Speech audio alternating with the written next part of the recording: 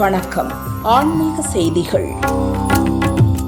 தேனி அருகே வீரபாண்டியில் பிரசித்தி பெற்ற ஸ்ரீ கௌமாரியம்மன் கோயில் உள்ளது. இக்கோயிலில் ஆண்டுதோறும் லட்சக்கணக்கான பக்தர்கள் கலந்து கொள்ளும் சித்திரை திருவிழா விமர்சையாக நடைபெறுவது வழக்கம். இந்த ஆண்டு சித்திரை திருவிழா மே 12 முதல் 19ஆம் தேதி வரை 8 நாட்கள் நடக்கிறது.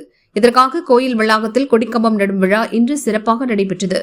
விழாவை ஒட்டி முல்லைப்பெரியாறு கரையோரத்தில் வீற்றிருக்கும் ஸ்ரீ கண்ணீஸ்வர முடையார் கோயிலில் முக்கோண வடிவிலான கொடிக்கம்பத்திற்கு பூக்கள் வேப்பிலைகளால் அலங்காரம் செய்து பூஜை செய்தனர்.